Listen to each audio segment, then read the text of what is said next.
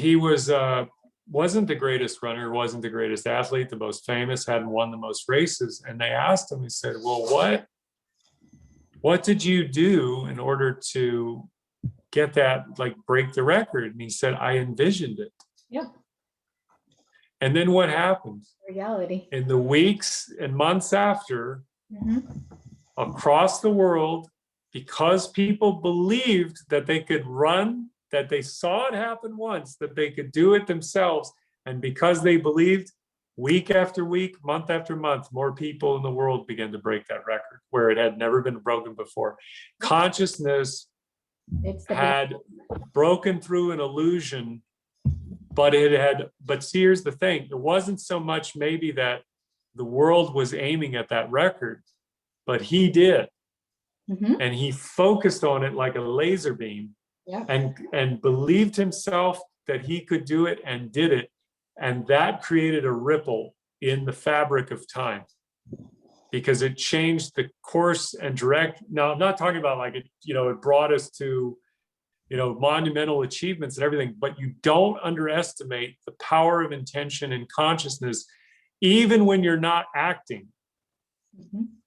Because all of that is going out into a collective field. If you believe in what we're talking about, med beds, energy, frequency, and vibration, Nikola Tesla, all of this new technology that is proven to have, and it's not like theory. These are real things. It is. I'm excited. We are real living beings in atomic matter, if that's how you want to look at it. There's other things going on too.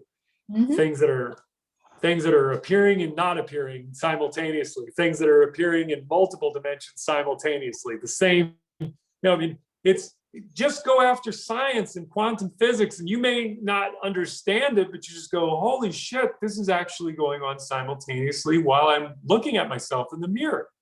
And that everything is in motion, but we're so big and our perception of time is so limited.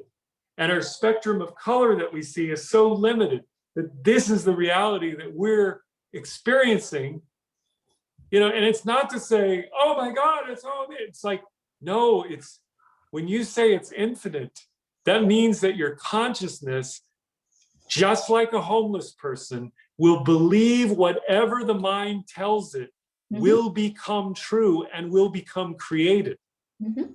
That's why it's so powerful, that light that's inside of you. Our ignorance and our unconscious is what contains it and shapes it. But then when you stretch outside of that and push beyond, what you begin to realize is an experiment that was done in 1981. This is amazing. They took 50 and 60-year-old men and women, and they put them back into 1959 when they were 25. Okay. All right, and 35. They played the music of that time. They had everybody dress like that time. They had the magazines, the newspapers, the television shows, all of it authentically recreated. And they did biometric readings on these 50 and 60-year-olds before they went in and during and after. And what they found is that they reverted back to the health of when they were in their 20s. Wow. Because they were living in that conscious memory. Yeah. Even though the physical was completely the opposite and many years had passed, the mental remembered and adapted and acquiesced to its surroundings and its entire environment. And it said, wait a minute, you live in 1981, but your body is acting like it lived in 1959. You are, why? Because you believe it. So what does that say? It means whatever you believe, consciously and unconsciously, you create and you manifest. So if you think you're old and getting weaker, well, you're already on that path. Because why? Because because consciously, those thoughts are now coming up to a conscious level of observation for which a process has been underway in you for a long period of time. And what these doctors have found is that there are 6 stages to pain. 6 phases that pain evolves from. First, through trauma up in the mind, like our thoughts. It comes in as a thought, and then it goes into a feeling, and then it can go into a mood, and then it can shift down our bodies as we get weaker over time, because this eats away at our cellular structure, our connective tissues, all of our regenerative properties, 1 million cells every second that are being, dying off and reborn in our bodies constantly. And what it eventually does, what chronic disease ends up becoming, is a trauma from the mind and a thought to a physical manifested pain or cancer or disease in our bodies. And they talked about this doctor. I mean, he's brilliant. I wish I had the name of him in this video, but I know there's other people out there who have talked about this. And what happens is your body weakens over time, and these traumas then go and find the weakest part in your body to live in, because it's the only place that they can without any resistance from your body's immune system. Because again, once you have started this process and keep going down this path, you get worse and worse over time, need more and more medications, need more and more therapies. And it's not the medical system so much as it is the fact that we don't take the authority on understanding the biology of belief and epigenetics, for which this is not new science. It's been with us for about 30, 40 years, but now it's starting to become mainstream because people are realizing that, oh my God, there have been people who have cured chronic disease. They've cured their own depression. They've cured their own massive ailments with years of medications and therapies before, and they went right into the heart and the mind, and getting there to be a coherence and a balance. And all of a sudden, the regenerative properties within their body begin to start. And then all of a sudden, it becomes this big feedback loop. You just feel so damn good. You don't want to stop moving in that direction. So you keep, it is you become more conscious. Okay, I need to eat this kind of food and versus this kind of food. All of that, but what happens though? This is the thing.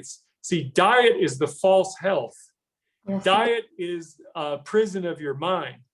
Diet is a punishment for what you want. But what happens when you change this way, your body doesn't want it anymore. Your body doesn't like coffee.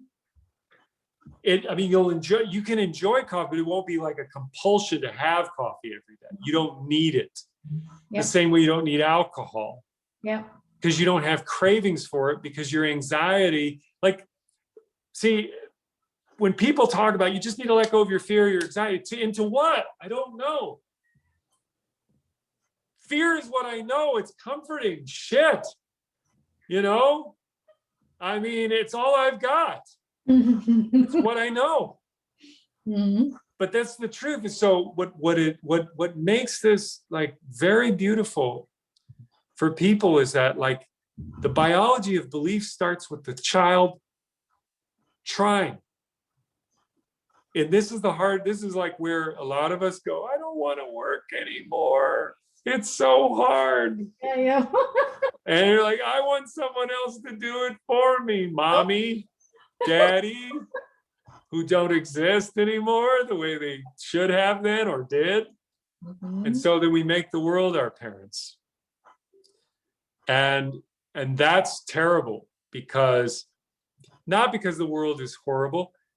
You can't know yourself better than you. There's nobody that can know you better than you. There's nobody that's walked in your shoes, and even if they could, they still wouldn't understand you. The way you understand you. So it's baby. You have to make it play. You have to go back to baby and make it play, make it about fun. I'm a stubborn son of a bitch. When I had a gym membership 1 block away from where I lived for years, I didn't take advantage of it. But what I did is I walked into that gym and I said, I don't give a shit. I'm going to be in here for 20 minutes. I don't care what I do or don't do, if I get on it or not. That's what I'm talking about. It's just a choice that starts in one direction. It's a step. And then it'll lead me to being there 5 days a week and working out for 2 hours a day, and you can't get me out of there. Of course, I don't do that anymore. But what I'm saying is that was just my mind creating that space. And then going as spirit and matter, going and creating muscles through friction. That's what I'm talking about. You've got to work these muscles. They're atrophied in you. They haven't been used since you were a baby. And even then you were just doing it automatically. So now you've got to learn to lift the weights, learn to wake up, learn to do these things. And it's all, here's the thing. Most people have the right intentions. Nobody wants to be overweight. Nobody wants to feel unattractive, whether it be society standards or their own. They want to feel loved. That's what we're seeking. We're expressing it in all these different complex ways. We make it very, very difficult, but we want to be loved. $1 billion in industry spent every year for self-help. How much is spent on pornography? How much is spent on all of these avenues to gratify yourself in some way? And yet we're still left empty-handed. Because, why? Because spirituality has been sucked out of our world. You think spirituality is in Wall Street? You think morality is in Wall Street? Morality is in Hollywood or the media? That they are giving you spiritual, like universal truths that are healing society as they report on the homicides and the murders and who your enemy is and what you need to be afraid of. They're giving you spiritual energy, but it's called poison. It's a horrific relationship that people have to break the courtship of and walk away from if they want to begin to heal, because they need to get into your mind to make their world in matter a reality. And the consent you give them is by your participation, not as a person who is, you don't have to hate it and reject it. But if you do, think about the hatred and projection that you're feeling on it. And is that really helpful for you over the long term to sustain? Many people call hatred a place of healing because they know the truth. And that is a false lie. It is a total lie to stay in hatred and anger for the person who has wronged you back then. I'm not talking about the satanic pedophiles. I'm not talking about any of that. I'm talking about yourself. Real forgiveness, unconditional love, and compassion are in here. They are not you having compassion for him out there or her over there. You must have it here for yourself first. That God consciousness, when I was telling you, where people are ignorant, where I am ignorant, they are ignorant, we're all ignorant, we're all refugees, we're all children of a creator. You start with these universal truths, you have foundations for which you can operate and get outside of your pre-programmed matrix, both that you have created and they have helped you create, co-creating it together. And you get your mind clear and clean. You look at your children in a loving and beautiful way. You look at yourself in a loving and beautiful way. You are not a victim. You are not a victim. You are a survivor of right now and are alive. It's just simply a turn. That's all it is. And the reason why it works in this time so well is because everybody has been pressed down, where we have lost sight of just common sense. We did. It's really crazy to watch this, but I'm talking to you like the sky is blue and the grass is green. And they were like, oh my God. And I'm not like diminishing what I'm saying, but I realize that we're so starved right now. And we need training wheels in a sense, like of normalcy, truth, and decency. Like people we can trust. And here's the thing, you must trust this person first, more than you trust anybody else. Not in opposition to liars and thieves and all the people who have wronged you. No, no, no, no. If there have been all those people in your life around you, you might want to start looking at yourself. Why did I date all of those crazy women in LA for over 19 years. Oh, because you're in LA and everybody's crazy. Oh, I'm the saint, right? I picked them. I picked them. Nobody else. There were plenty of other people I could have gone to or would have found me attractive had I gone up and talked to them. I picked them. Mm-hmm. So that's my ownership, which means I liked this. There was something about it I liked. Mm-hmm. And in pursuing what I liked about it, I caused myself enormous damage, which was observable. It wasn't even like debatable. When you arrive at 38 and you've wanted to be married and have children and be in love with somebody, and you're completely alone on a Friday night and don't want to go out. Now, that doesn't mean you have to, but that's what I'm saying. Like, my life was going out, meeting all these people, dating them, doing all these things, and then nothing to show for it other than a whole bunch of memories where I had some fun. But I used the reality of that, looking at it through new eyes, and it told me a lot, not only about myself, it taught me about myself, it taught me about all the other people that I was with. Not in opposition to them and not simplicity. I actually had compassion for all of them. And it brought me back to forgiving my father for who abused me as a child, not because I felt obligated to. I didn't even say a word to that man of forgiveness. I spoke it in my heart and I lived it with him. And I saw the beautiful child in my father come out at the end of his life. And he did it with me because not just what I did, but what I gave myself over to and trusted to put me on that path so that I could be back there at the very end before he left and I could look him in the eye and give him love, like real love. My father was in a coma on the third day that he was in hospice. He was not responding at all. His eyes were completely closed. They were red and yellow, under the whites, under the lids. Mm-hmm. And he was breathing out of his mouth. He was dying of cancer. And he had started to turn and go. So this was the beginning of the end. And I ended up sitting in front of him. And in the last moments before he went, I had a friend of mine that had texted me a video. She had seen something on my social media that I had posted about my father being in the hospice and please pray for him. And she says, "Funny, I see your father's story today. Here's a video of my father 5 years ago before he died, when he showed up. He shows up at the airport in a car and the mom and her are there. He surprises them and hugs them and loves them. It was a very beautiful thing. And when I looked up from it, there was my father in the act of dying, looking right at me in my eyes with his head turned towards me. And his eyes were as clear and as blue as a baby's. And I have no idea what it all means. I think there's ways that we can interpret it that are poetic and beautiful and give really nice context to the totality of it all.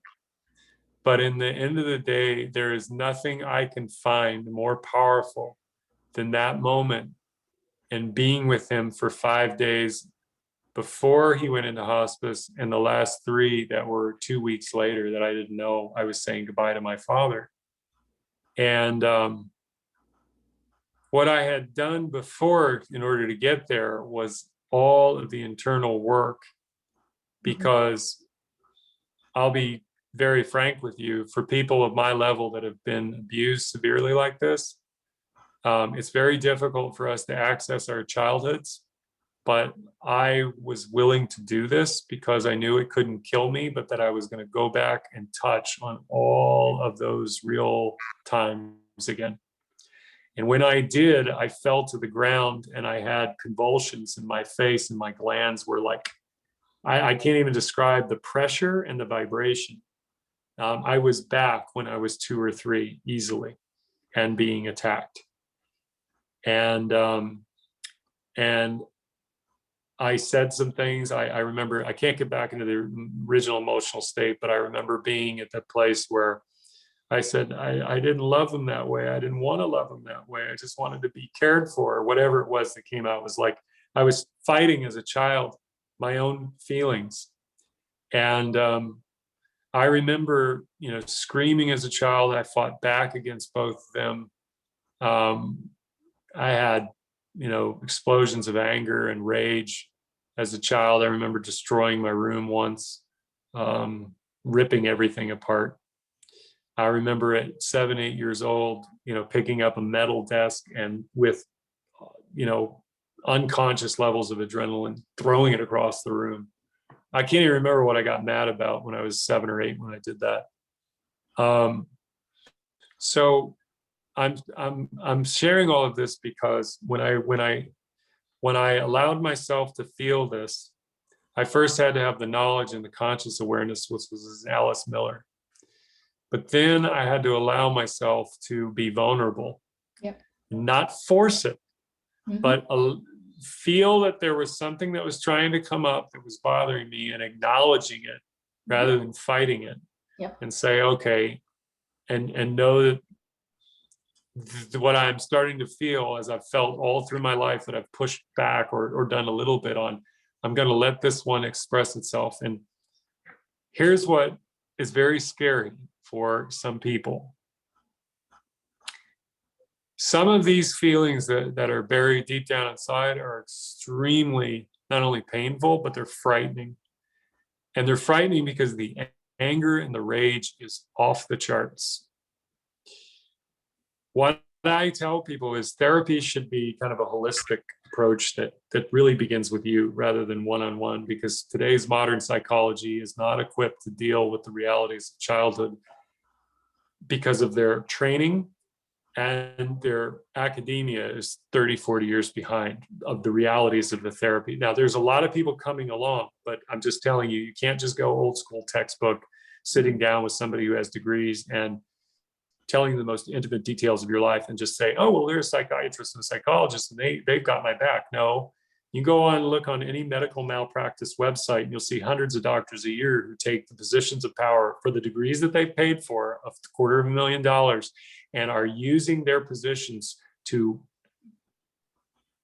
OGBYNs, that's one thing, but psychotherapists and people who do psychoanalysis, I'm not saying they're bad people. You just got to know who you're getting in bed with in your head, because they could have their own dysfunctions and they're using that profession to, have a little bit of fun or use it to try to learn something from their own childhood. So you don't know that because you're projecting your own needs onto them.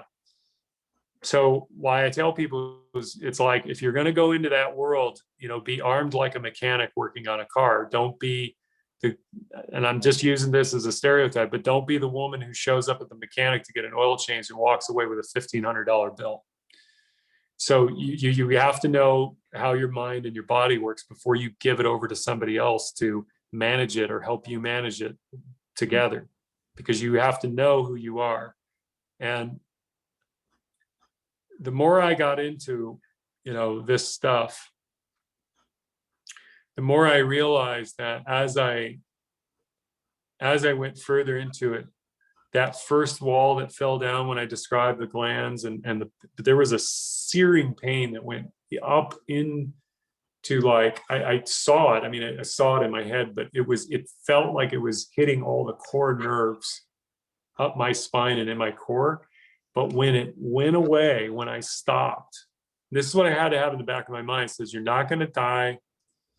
You're going to feel this pain, but you're going to heal from it, because Alice Miller told you herself, and I've seen other people give these testimonies that, people get worried because some people have had this happen to them in public. I was fortunate I could do it in private in my house, but, people would, if you did this out in public, people might think something's wrong with you. Like, are you okay? Or even if you tear up and cry, like over nothing, when you're in denial and you push these things down, that's when it becomes very dangerous over the short and long term. When you acknowledge this, just acknowledging it is the first step. Mhm. Because why? It wasn't acknowledged then, and you couldn't express yourself. You love them with total blinders on, not consciously, but by the effect of your biological program. You had no choice. You had to love them. They had to take care of you. You have no choice. So this is where the forgiveness comes in full circle, when you realize that they too were also the unconscious child that had their shit done to them. Yeah. And that's not to, oh, they did the best they could, because people do this all the time. And this is where it gets really bullshitty and tricky. You can say that, but again, to the child who is being abused by that parent, they will not see their mother and father other than that mommy and daddy loves me. So if you know that and you're doing that to a child, you are committing, in my estimation, soul murder of that child, because you're now at a level knowing that child has no choice. But when that little boy and that little girl grew up, and this is kind of how I saw it in my dad, I saw the baby pictures. I said, that baby grew up beautiful, loving, was a great athlete, was an incredible student, went to Notre Dame, started his own business, grew that business to $22 million a year in annual revenue. Now, as a result of him and other people, but he started it, and he died penniless and alone. So no child going through that life would have consciously chosen to destroy himself, destroy his family, and only have 2 of his 4 siblings there at the end of his life. And most people didn't know all the horrors of him, because when I was there at the funeral, he had his old friends from 5 years old show up. This is what's so amazing about all of us as children before the real troubles began, later in life, where things begin to, where you see a diversion or a separation from people sometimes, because that little child that they grew up as, those troubles start to manifest into different people, relationships, jobs, that kind of thing. And what I realized is that nobody could have looked at those pictures, even of my mother and father when they got married in their 20s, and said that these people are alcoholics, they're mentally ill and abusive.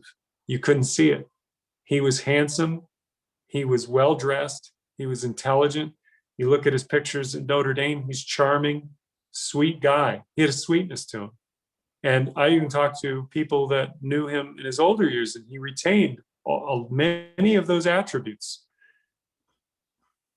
And my mother had the same thing. She was a tomboy, beautiful little girl. She grew up, she was a homecoming queen. All the boys were after her. She was sexually abused as a child. She was completely, her sexuality was destroyed and damaged, as was my father's. That's how they found each other.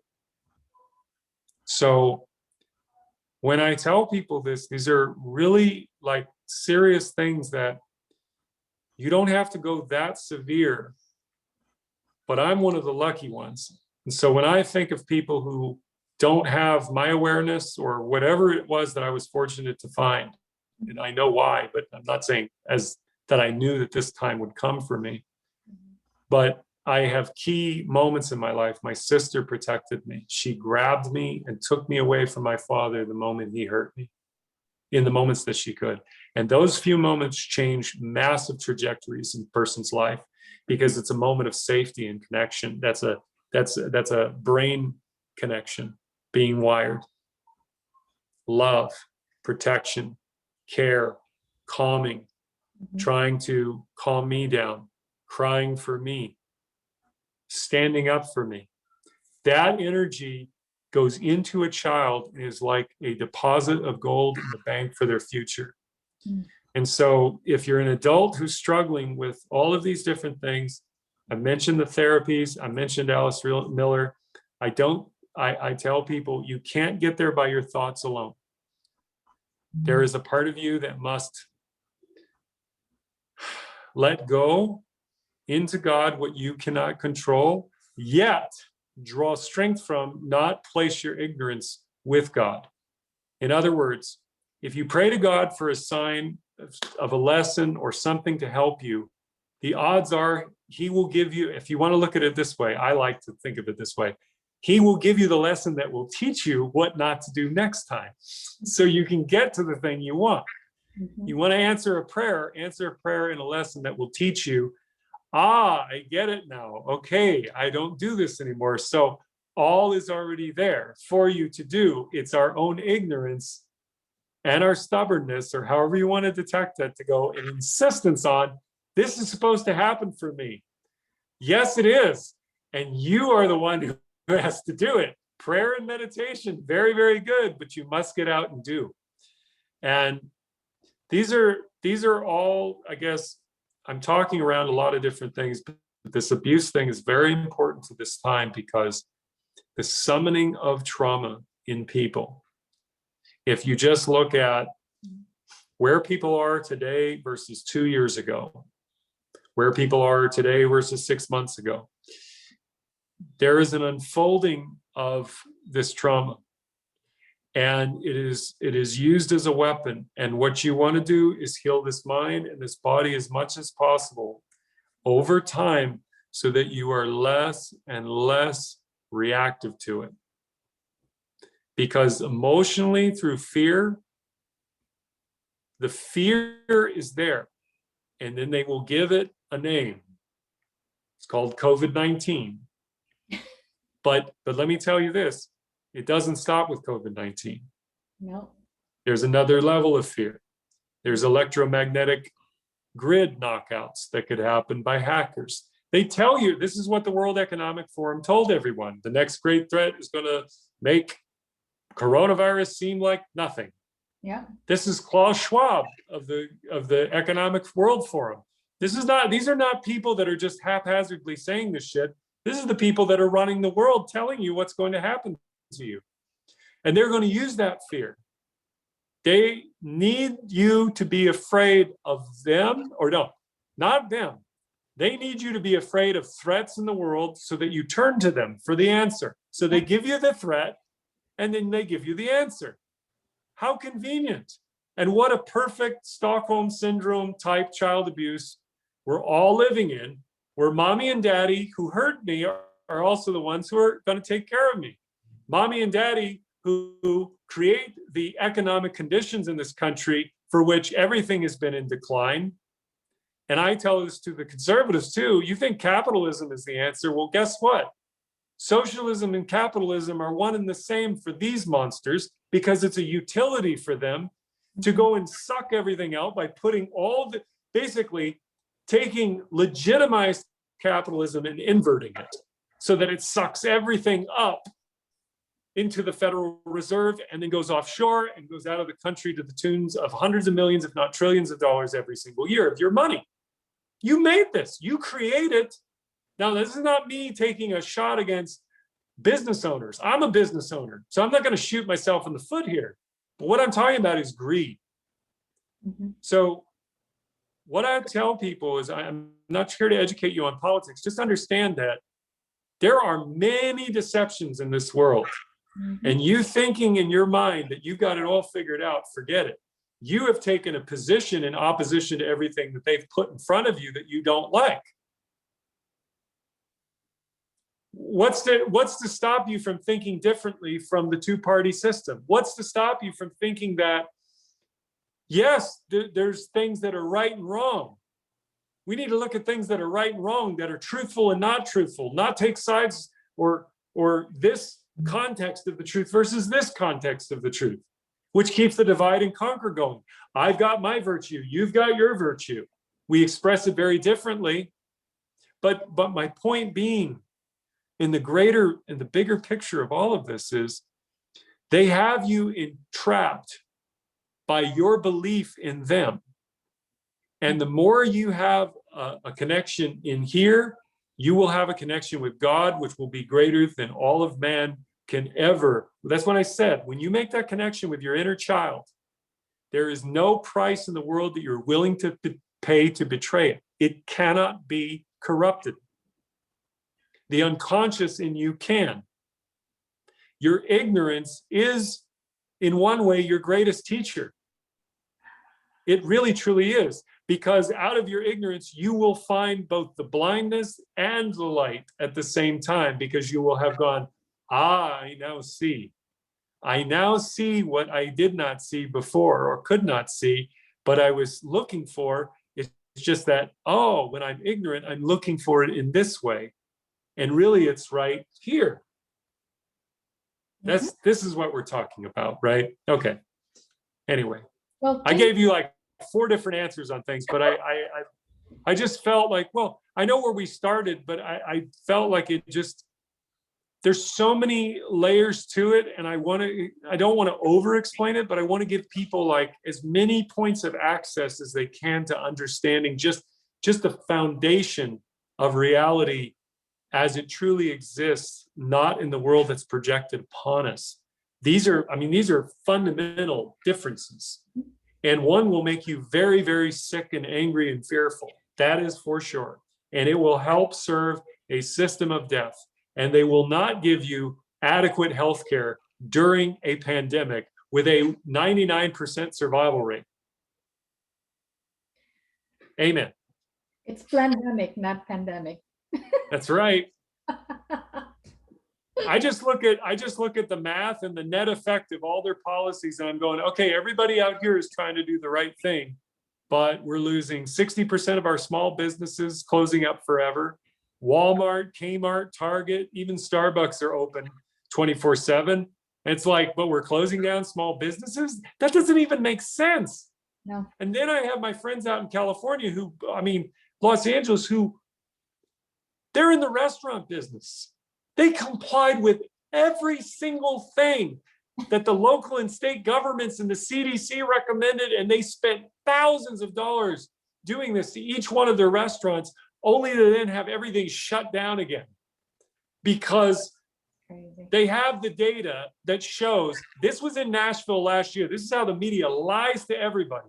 They had internal emails. The mayor of Nashville was privy to the evidence that showed at the beginning of coronavirus a year ago, when they were closing everything down over months, the summer, that restaurants and bars were the least place that it existed. It was the smallest percentage of where anybody could capture it. They had that data at the beginning, and it has stayed the same. So they destroyed all of these businesses with either the stupidity of these people in office, or they're truly, truly psychotic and destructive. Or they have, like, I'm looking at Cuomo, and I know the story behind how he got that Emmy. And if anybody believes in that shit, you need to have your head checked. Okay? He didn't earn that thing. He was given that. He was given that by people who wanted him to have it and knew what the real life objections were. And there were heroes abundant throughout this entire time that were not controversial. And the Emmy said, no, nobody knows who those people are. That's what they said. I know that's a fact.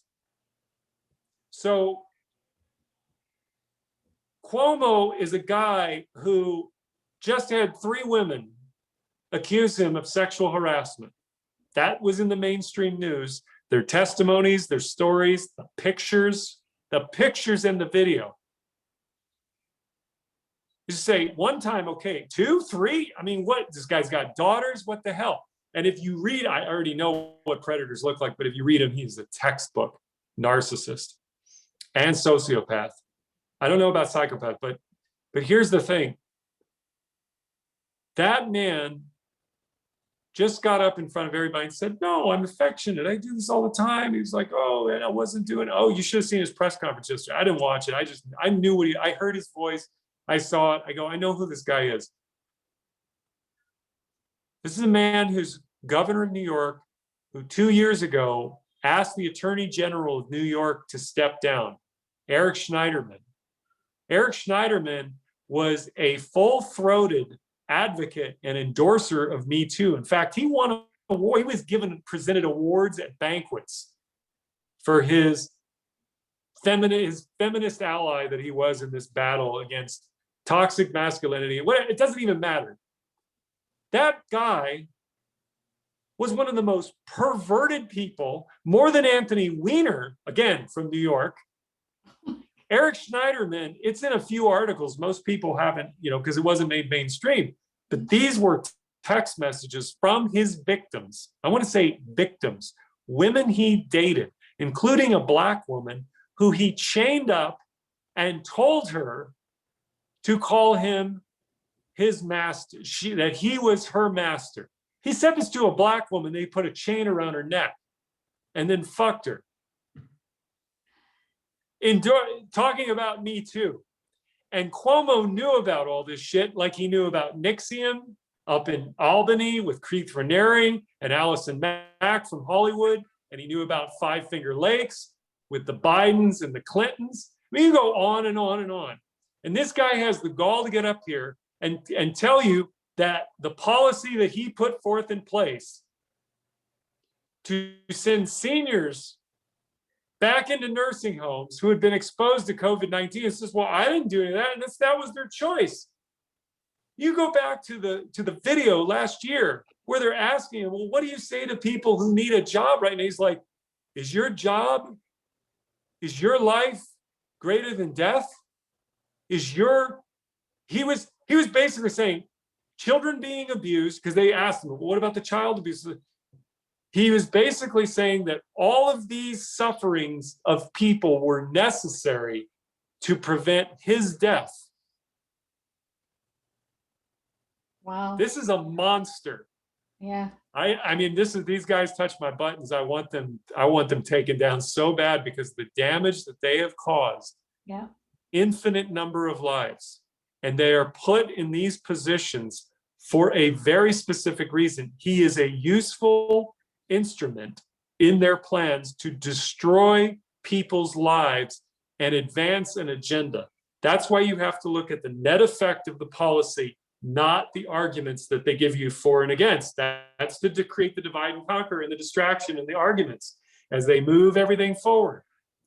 I'll give you an example. When they brought Cuties out last year on Netflix, it was the poster, right? First, it was the poster of those four girls in sexual poses, in tight-fitting clothing with the title Cuties. Now, it better be a groundbreaking story to be that provocative to tell me you're going to tell me something really important. You're not going to gross me out and disgust me, are you? No, we're not. No, we're not. It's not as bad as everybody thinks it is just because of the poster. Our marketing department made a total miscalculation. Oh, really? You know how many vetting, you know how many concept, people don't realize this. Concept art, they have several different versions. Yeah. And they go around and they discuss and debate. The marketing department goes and discusses and debates. Everything is carefully chosen and positioned and altered. Everything. Millions of dollars is spent on these people's salaries every year to make these kinds of decisions. Okay, 15,000 films are made a year.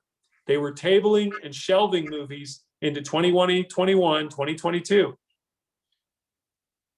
3 years after Weinstein, 1 year after Epstein, 1 month after Maxwell's arrest, they put Cuties out there. Why am I telling you this is important?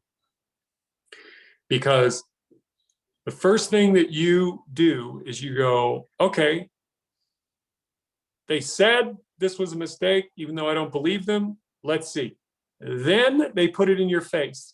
It's worse than the trailer.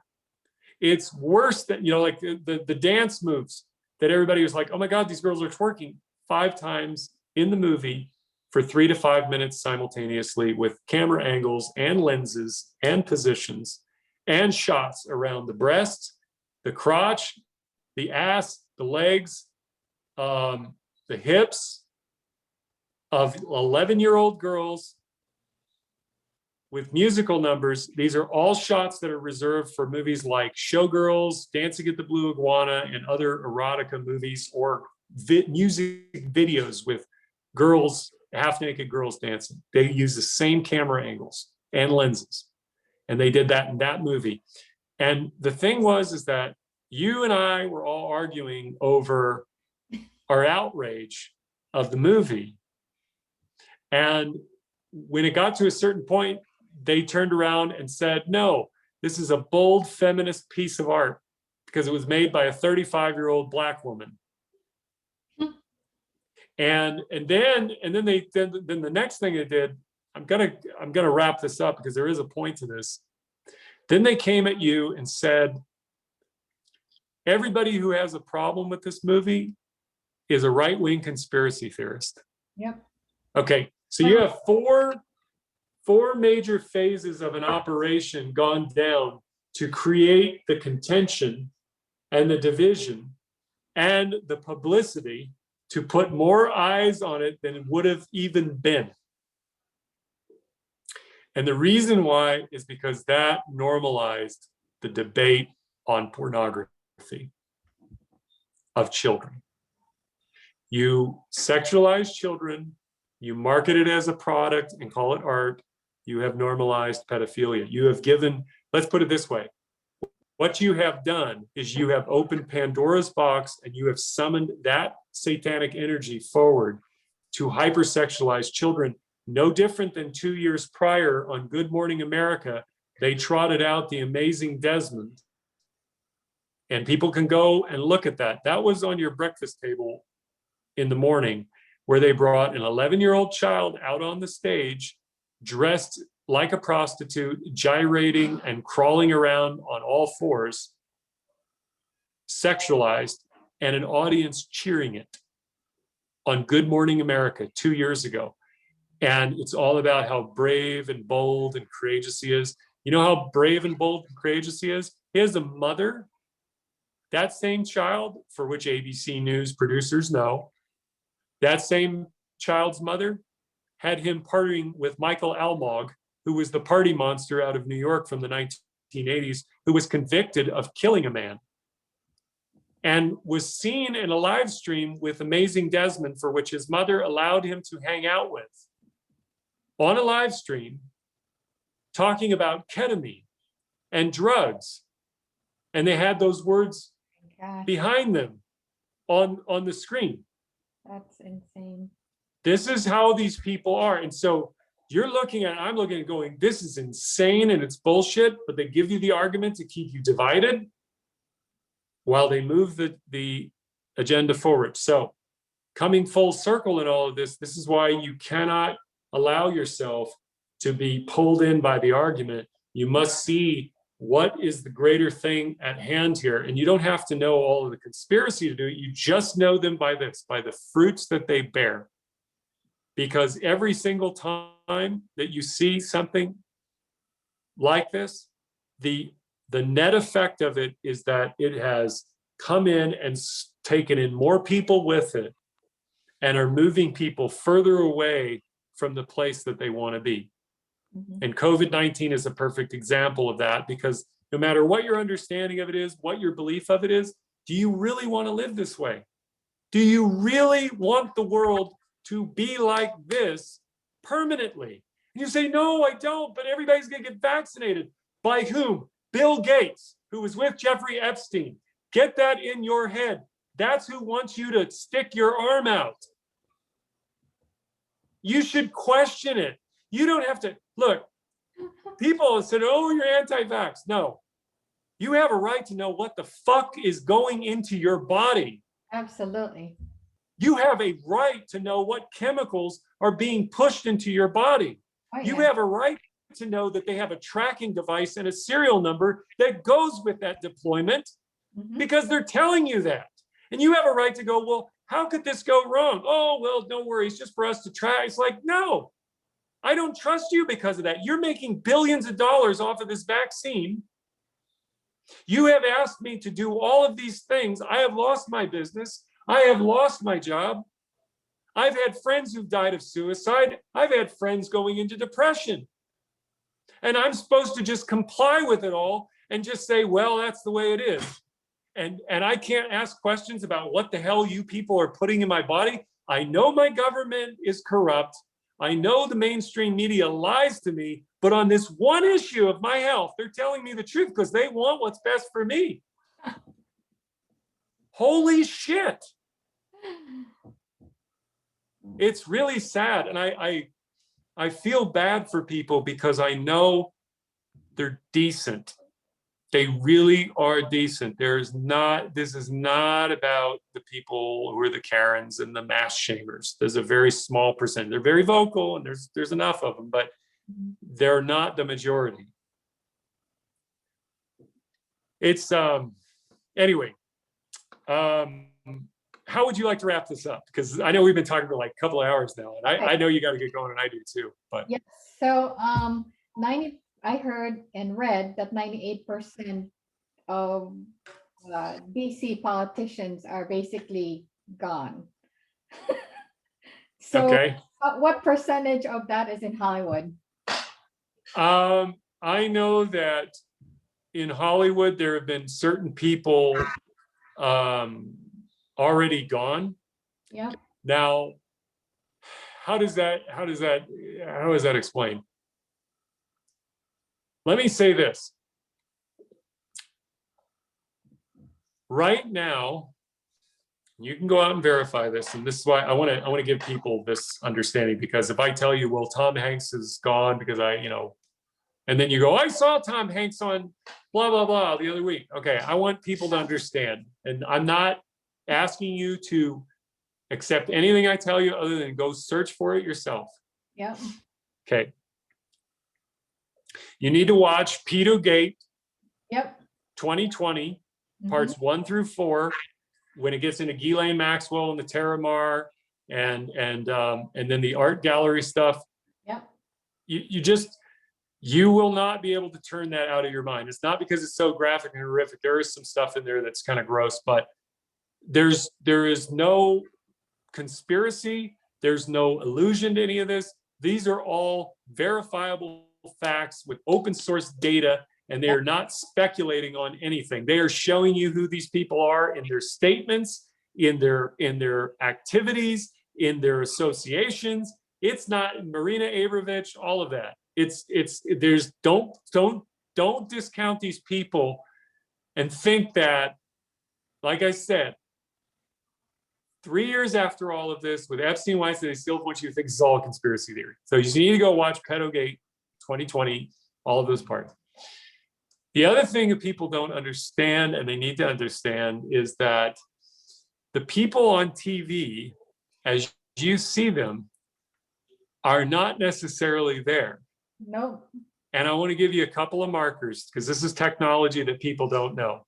Yeah. I want you to go on there on YouTube and look up Oprah Winfrey and a Barack Obama interview from last year and watch the intro, the first 4 minutes of that, and have your mind blown. Okay, that's number one. Because what they did was they had Oprah and then they had Barack Obama sitting in a chair across from each other at a fireplace, talking to one another, facing each other in the same light, and they were thousands of miles away. The other thing that most people don't know, which is also on YouTube, and you can look this up, is a holographic box that they announced in March of last year. And literally, I can get in front of a camera. The guy goes in front of the camera, and behind him over here is a box, a transparent box that is clear. And as he appears in the camera, he appears in the box. And it's like, it's the same person, not a digital person. I mean, it is a digital person, but it doesn't look like a digital person. It looks like a real person. It looks like there's two of them in the room. Yes. The other thing that they have that Jordan Peele talked about was they a couple of years ago, they showed how deep fakes are made, you know, the science behind the deep fakes. And then they showed how Jordan Peele was the one who was talking and using Barack Obama. You know, they were molding Barack Obama around him. This is like 2-3 years ago. Okay. Deep fakes are a very real thing. And they're better than Princess Leia in Rogue One. They're better than Grand Moff Tarkin. They're greater than what Hollywood shows you on the screen. Let me just put it that way. They have the ability in Adobe today to have you and I can talk for 2 minutes, and they can take our cadences and our voice, our vocal intonations, and they can run it through AI and create an entire alphabet and speech pattern artificially. So in other words, they could take you and I talking and create an entirely different conversation that has nothing to do with this, not because they're chopping up little words and pieces, but they've keyed in on our vibrational frequencies within our vocal cords and they've isolated all of those components and artificially recreated them to sound exactly like us. That's in a consumer product today. What I'm building to is this. They have the technology today to make you believe that these people talking to you are who they say they are. And they could completely, they can have another body there. You can go and look, what was the one last week? Tom Cruise deep fakes? That was just by some random dude. And it looks just like Tom Cruise. There's no like, is that Tom Cruise? It looks like Tom Cruise. It talks like Tom Cruise. So all they need is a body double, and then they can project onto their face. And look, they've been doing this for a long time. It's just that the technology today is so sophisticated. I mean, look at it this way.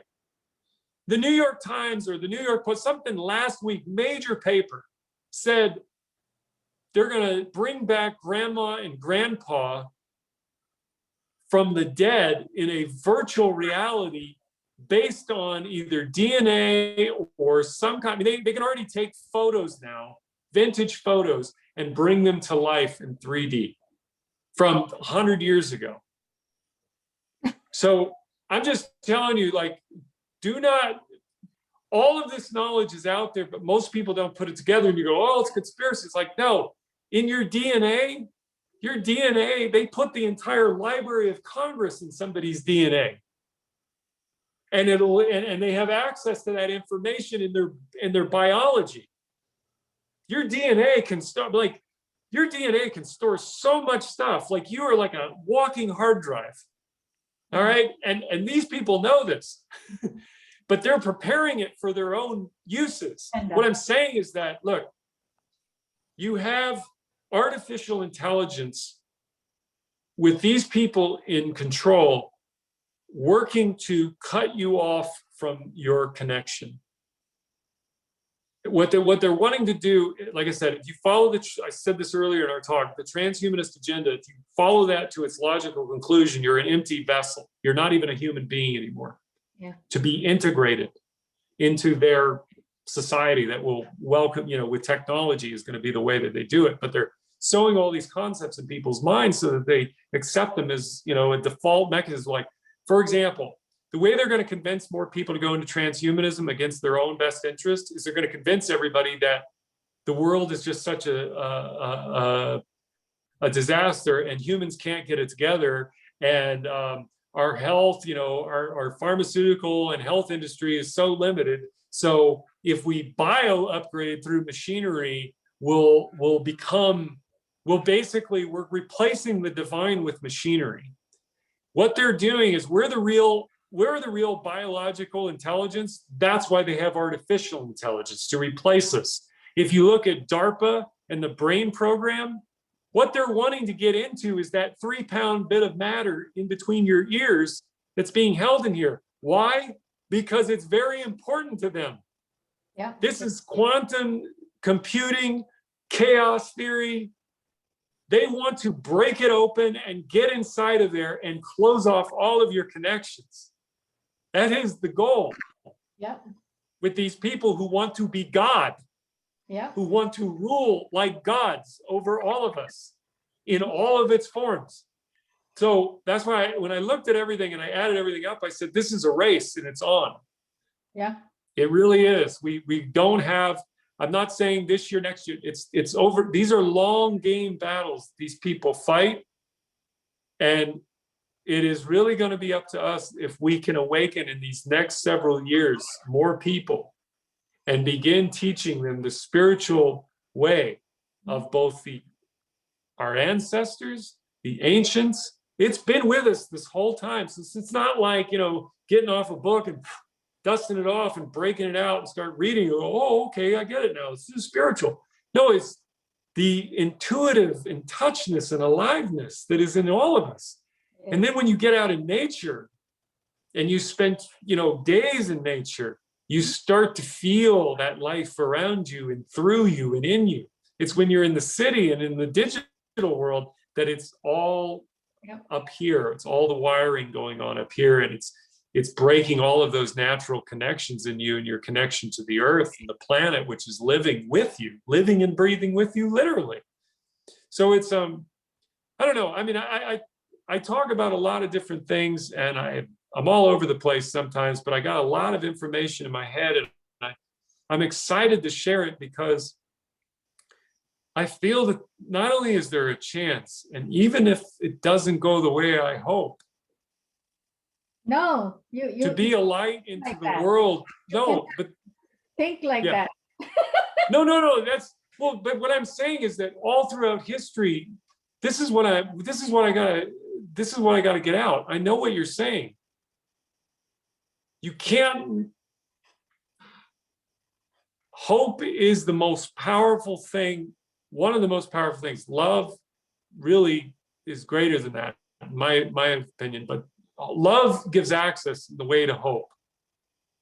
And as an artist, I look at it this way. This is what I see. This is what I know to be true. And this is what I hope for. In all my movies, you see that in a child's voice. Goes into the horror and brings you through on this other side of a beautiful message. It's a journey. What I am proposing people to do is that we don't have control of the outcome. But I do know one thing. They cannot win. And they know they cannot win, not because of this time, but because of what we are. The greatest deception that they have to perpetrate among the people is for the people to destroy themselves. Mm-hmm. These are universal laws, because they can't stop the God essence from coming. And let me give you one example.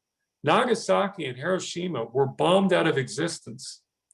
And so was Vietnam, leveled and sprayed and with Agent Orange and horrors beyond all imagination. Not My Lai massacre. That happened every day, practically, at a certain point. And where, with all of the corruption, with all of the horror, with all of the damage, with all of the destruction, look at Vietnam today. Look at Shanghai. Look at Japan. They cannot stop the essence of humankind, human beings, trying to reach the light through the dark. Mm-hmm. It's no different than when if you walk into a forest and you see those little saplings and all the living beings in there, everything is twisting and turning from the dark to reach the light. Mm-hmm. And if we are to transform this time, this is what I do believe, is that God will not let his creation go down to the devil, because he gave man a path to come back by free will to do. Absolutely. That's really what it all comes down to, is your free will and your decision to make this a beautiful place, starting with what's beautiful in you. What you see within yourself, you will see within the world. That's really what it comes down to. Yeah. And we have time to prepare for the next movements, but it cannot be in response to their world only. It must be answered with the one, like if they go this way, we got to go a little more this way, right? Because they will take you in this direction. Yeah.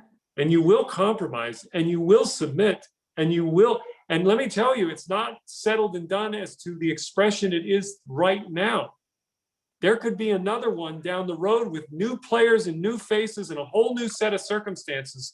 So that's why I'm telling you, it's like, we want we want it all to be wrapped up nice, neat, in a little bow. It can get very messy, but that's where the strongest will survive and will be refuge for those who are looking for shelter. And if we're truly committed to caring about our own selves, our own children, our own friends, and the people we love, with this awareness, we create a new world out of love, not out of fear. We make decisions because you can never make good decisions when you're angry, upset, worried, or terrified. Yep. You can't make good long-term decisions that way. So this for a lot of people, I don't know what this talk will do for those who have endured it, or if you want to break it into multiple parts, however you wish. But I just want to invite people to seek out this information for yourself so that you can discover it like a child playing, and you find what you like to play with and that is good for baby and makes baby happy. I mean, I know that sounds very simplistic, but that is the fundamental core. We must return to that state. It is programmed out of you. Please understand this. When you are born into this world, you have creative powers that are verifiable by NASA scientists who said 98% of all children born have a creative genius level, like mind. And by the time we're 30, it's less than 2% of the population, because it's stripped out of us, and it has to do with cognitive or convergent and divergent thinking.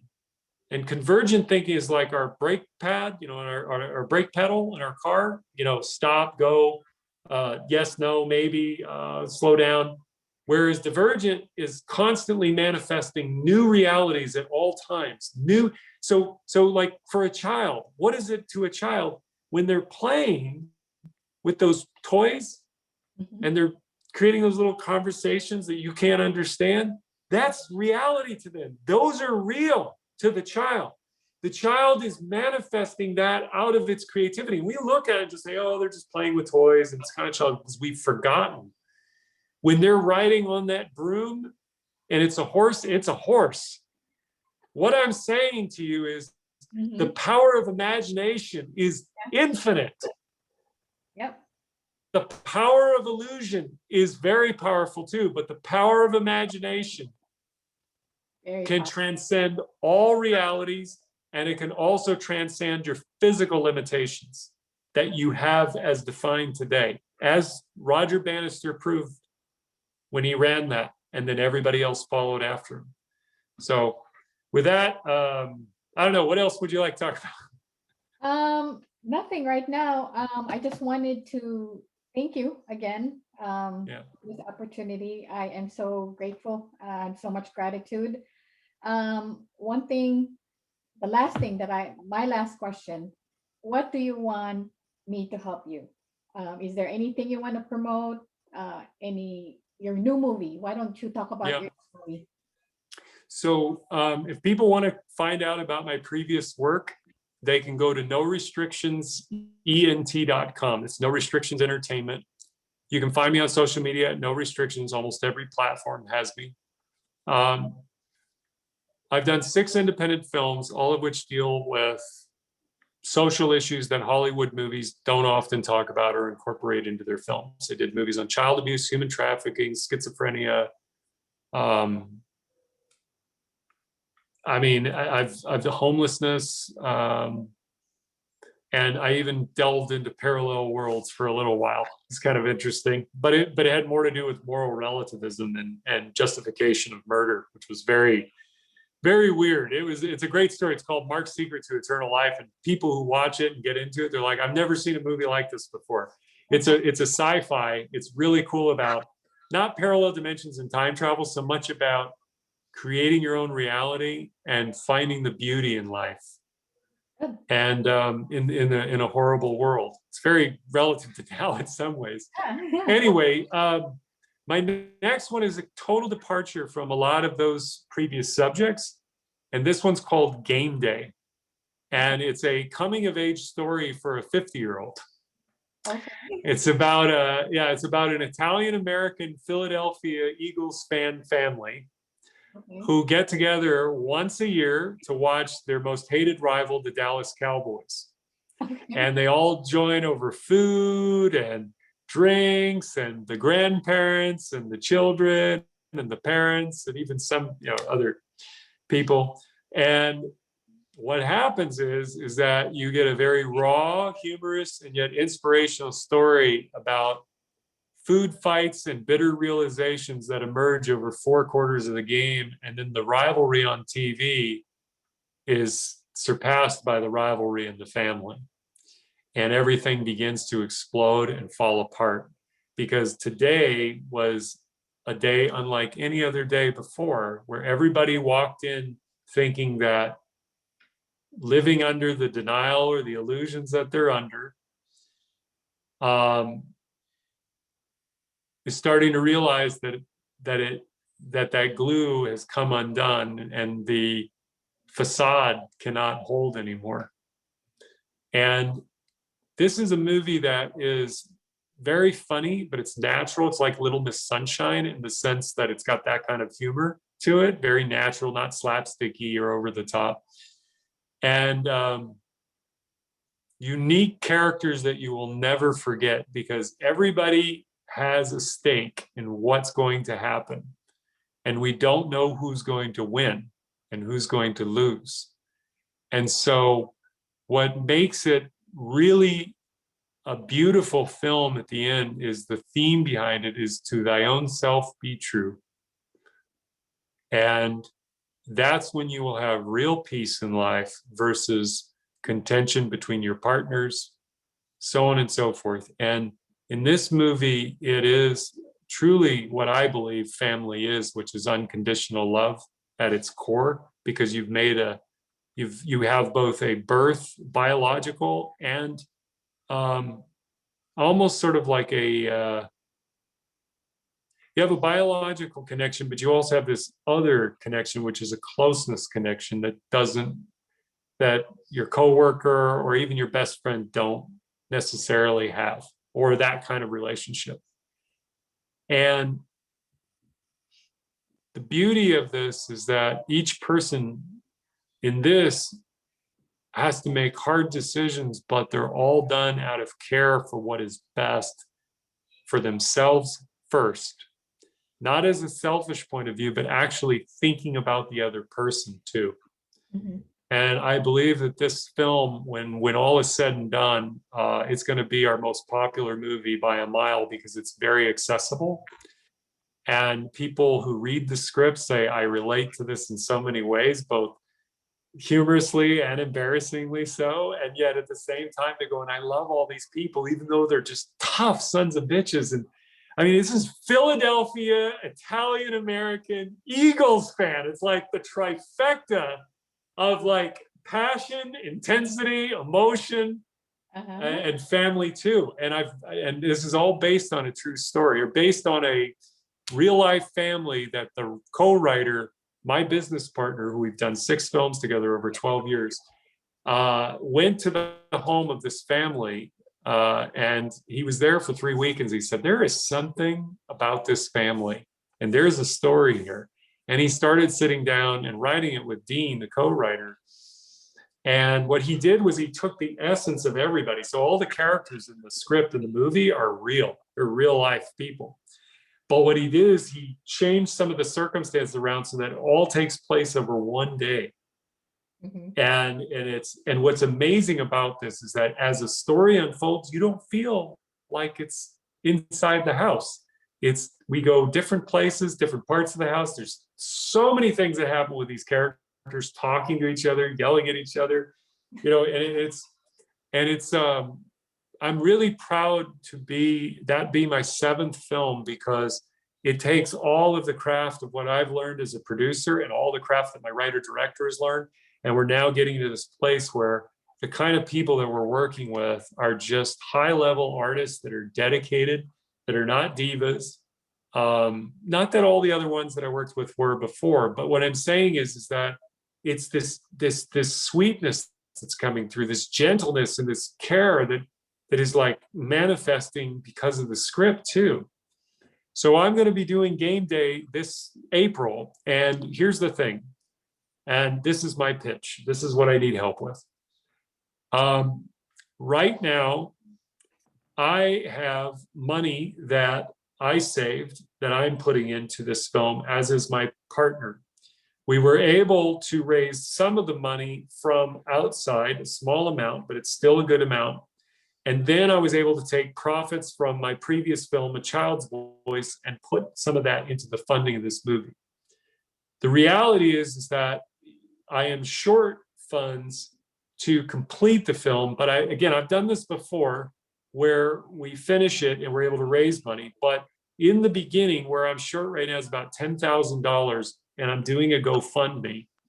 So my GoFundMe right now is up to 4, and I'm trying to get it to at least 10 before we start in April. Now, how do we get there? Well, some people will donate 100, some people more, some will donate $1, some will donate 20.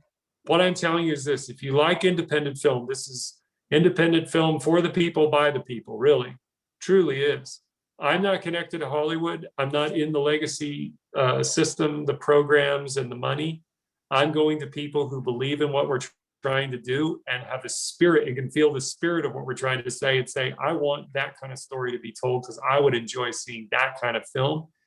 Help us out. I'm on GoFundMe, Game Day Movie, or look me up at John Paul Rice. It's also in my Linktree /no restrictions.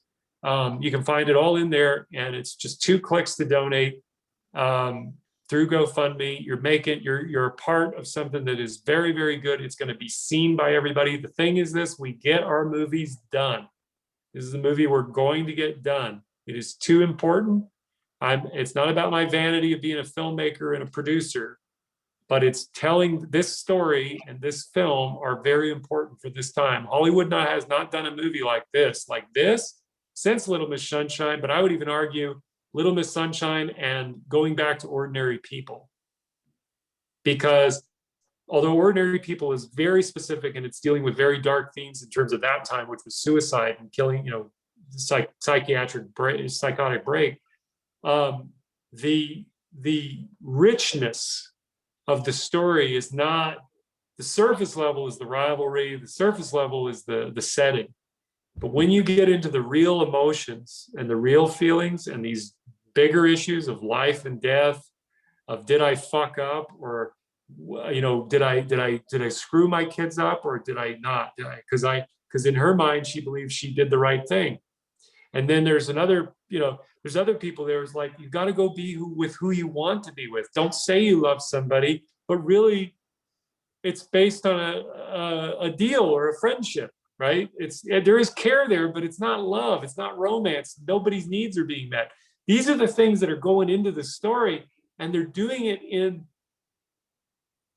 such, I know it from my craft, such an honest and beautiful way that by the time you come to the end of this film, you're not going to forget it. You're never going to forget this movie. There's something in it for everybody. And I think women, my best estimation is that women 2-to-1 over men will go and drive the men to it, because you've got Italian-American grandmother, you've got a wife of the main character, Zach. She's not a second fiddle. In fact, the women in this story, there are 4. They are all phenomenal, all tragic characters, but all amazing characters by the end of the movie. And they are the ones, in a way, who save the day. Not because the men are weak, but all of them are in a way in need of each other. But it has to be in an honest expression now versus the way it was before, which was the fighting and the contention and the denial and the lies and all of that. And here's the thing: I love all of these people in spite of all of their flaws. And that's what makes, to me, a really great and rich story, is that art will deliver for you all of what you see, rather than to try to tell you what to see and what to feel. But it'll allow you the opportunity as the viewer to say, this is what I see in that painting. This is what I feel when I look at this. I like Teresa, it's one of the characters, or I like Val, or I like Jamie, or or I like Michelle, or I like Zach, or I like Marco. I mean, there's all these wonderful, and the women in it are multi-generational. So you've got like the youngest in their 20s, then you've got the 40s, you've got the ex-wife who comes over. She's an amazing character, tragic and astonishing. And the lady we have cast in it is just phenomenal. And then you've got Teresa, and or April. Sorry, April is the girlfriend of the young man, who's the young man of the ex-wife, and there's a whole backstory there. So you have like just like a cross section of most families, and it's all about football, but it's really not about football. And so if anybody wants to help out, I'm more than happy to, say thank you now and appreciate you, because you're helping us you are literally helping us make this film, and for which we could not do without your help. So any support you want to give, even if you want to share it with your friends and you can't donate, greatly appreciated. Wonderful. So it starts, I guess the shooting starts on April, and then when do you expect this to be done? Yeah, so we shoot April to May, and then we're going to be in post-production. I would estimate October of this year, October, November of this year, it'll be out. Okay. And what we're going to do is in Philadelphia, we're going to do a theatrical run. If the theaters are open, we're going to do a theatrical run in Philadelphia and South Jersey for, I don't know, we'll hope maybe up to a month. We'll see. But we're doing local promotions, and then we're going to release it digitally. But maybe before that, we could end up putting it on television, because it's the subject matter, the themes, and everything that occur in it. There's no sexual, nudity. There's none of that. It's totally playable on television. So I have a feeling that it will get some kind of licensing deal on TV, and digital, it's not going to have any problems whatsoever. Our previous films, just so people know, have confidence in what I'm doing. The previous 6 films that I've made, almost all of them now are available in over 90 countries and on 20 different platforms. And that's not including what's been pirated, which I'm not encouraging, but but what I'm saying is I've had my films now have been translated in multiple languages, including Korean. I've had digital platforms take our films that I didn't think were much of anything, and I've got revenues coming in that I never expected to see off of pay-per-views. That I said, in Spain, this is what's happening in Spain. Like I was like, our film is playing over in Spain, and it's like, it is with very little marketing. Yeah. It's like, it's a beautiful thing to watch your movies carry on in a life years after you've made them and stopped talking about them, and people are discovering them and enjoying them. It's really, really this world is like, oh my God, like years ago, I'd have to read it, box office receipts and, reviews. And now I have access to the whole world. And it's like, they'll tell you what they think and what they like, and they will show you right away. That's So, great. yeah. Well, again, thank you for your time. Thank you. Time that you spent with me. All gratitude. Well, I appreciate you, and I appreciate your heart. And I'd love to do some other time, maybe where I don't talk so much. We have more of a discussion, because I think those are nice too. I think I was just really hyper and excited today, and I was like, I want to tell you everything, but I wanted to focus on those areas, because those are the ones that I know from my own lived experiences are true about all of us. And I wouldn't go out telling people to look in these directions if I didn't know that there was something there. I definitely know the bad that's there, and I don't need to focus on that. Like you said, we want to manifest the world and speak it and think it and love it and live it and manifest in the material world into existence. And that's where we need to put our energies and efforts. And it starts with getting out there and being your most honest person that you can be, first with yourself. Then you don't have to put on false airs to the world. That's really what it is. You don't have to hide anything. You don't have to be insecure about the things that you feel terrible about over time. It's not like a just sometimes the switch just goes over, but you still have the old programming in there, and you got to get that together. Got to clean up the cavity, if you will, right?